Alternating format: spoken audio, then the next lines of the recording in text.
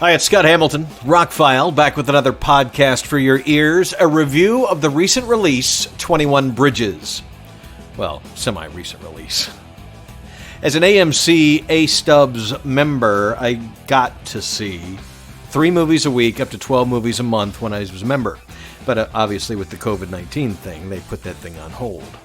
But last year I was going to the movies a lot, and you kept seeing the trailers for 21 Bridges in front of everything that I saw.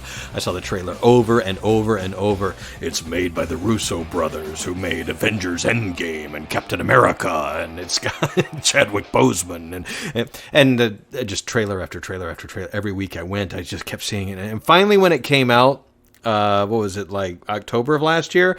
It got mixed reviews, and I don't know what I was doing. There was a whole bunch of things out, and I went to see other things, and I never caught it.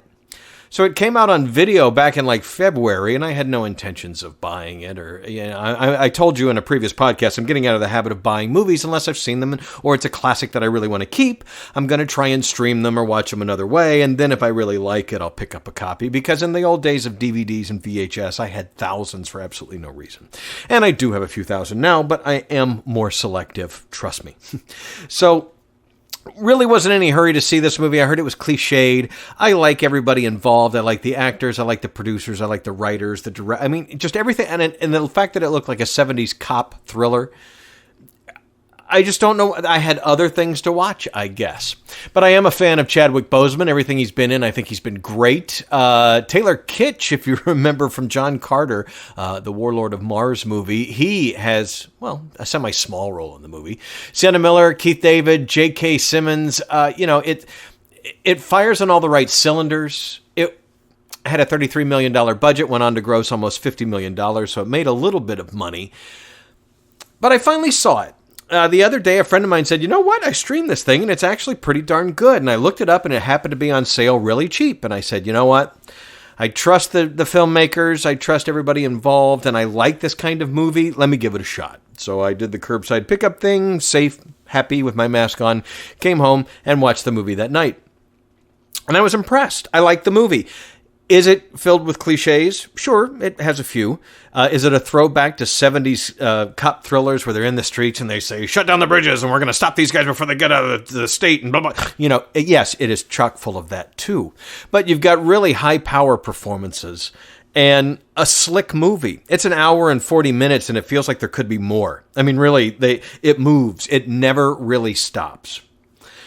I was highly entertained when it was over. I think I could watch it again. You know, I enjoyed the performances. I enjoyed the movie. It had some good twists. Some I saw coming, some I didn't.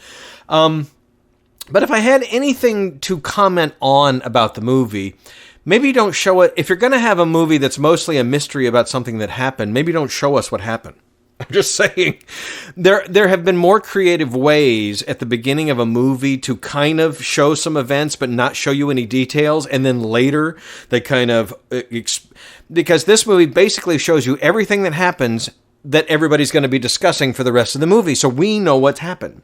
And I think it would have played a little better for the audience had there been a bit more of that mystery carried through the movie, the mystery that all the main characters went through. I think if it was maybe trying to make us side with these suspected cop killers more than the cops, but the lead cop in this is a good guy. I mean, he's a really good guy. Deep down, he's trying to do the right thing because it's in his DNA. His father was a cop, all that kind of stuff.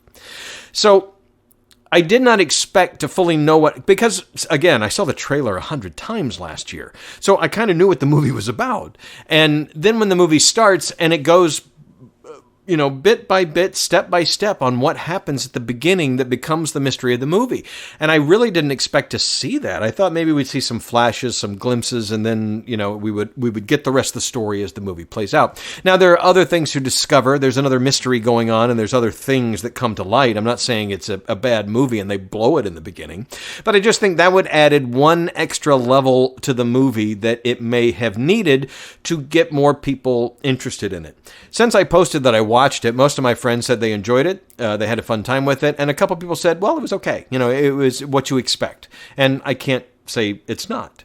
But it's incredibly well made. It's a really good picture. It's unfortunate the movie did not get a 4K release, at least on home video. It only got a Blu-ray release, but the Blu-ray was quite colorful, quite sharp when I up-converted it to 4K. It does have a Dolby Atmos soundtrack that, in the action scenes, and it's not a movie that's full of action. It is a movie that's nonstop, but like the gun...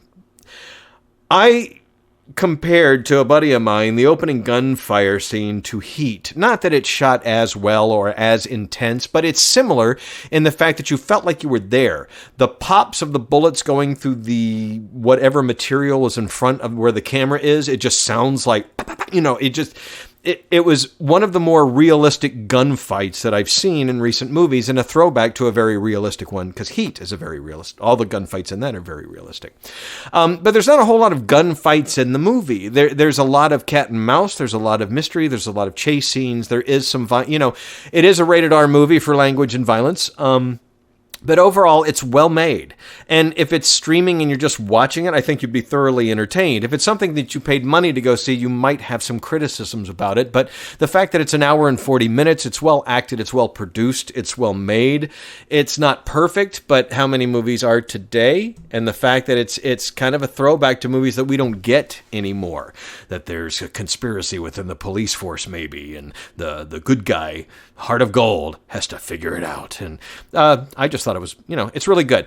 One of my best movies of last year? Absolutely not. But is it something highly entertaining when the guys are around? They go, you got some action movie that we haven't seen? Some kind of cop thriller or something? I'm like, yeah, then 21 Bridges would fit that pretty well, because it's definitely not a boring film. Like I said, well filmed, well acted, great soundtrack. All in all, I enjoyed the movie. Like I said, it could have, with a little tweaking, could have been more than the sum of its parts. And I think it is the sum of its parts, and the parts are very good. But it gets around a B-ish for me instead of an A, which I wish I could give it. But again, if you're fans of anybody involved, especially Chadwick Boseman, he does an incredible job in the movie. He's got a pretty wide range he has to play. They picked a good kid to play him at a young age. It's unfortunate that one of the best scenes was cut out of the movie with Keith David. Love him.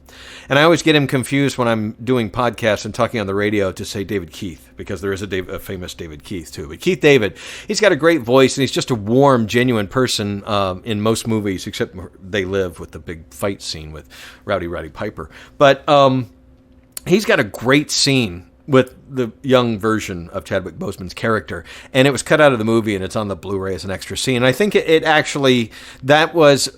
As I said in the beginning, the movie felt like it could have been a hair longer. It felt like they could have fleshed out a couple of things. They might have hidden a few things and taken a more circumvented route to get to a couple of things. All in all, it's pretty linear. It's pretty straightforward. There are some twists. Well acted, well made, entertaining flick. Don't go out of your way, but if you have a chance to watch it, there are many, many far worse movies to watch. 21 Bridges, check it out. It's available on streaming, home video, now. I'm Scott Hamilton. I'm Rockfile. My website is therockfile.com. I have a Patreon page if you'd like to check that out and support these podcasts. As you might have noticed down below, you'll see some audio versions of some rock star interviews I've done recently. Those were done on Zoom and are also available on YouTube. And going forward, more and more of these podcasts will be on YouTube. I just don't have a setup now, but will in a couple weeks. So be ready for that. In the meantime, I just didn't feel like being on camera today, so this is my typical audio-only podcast. More reviews are on the way from some movies I've watched recently while being under a voluntary quarantine. And thank you so much for listening.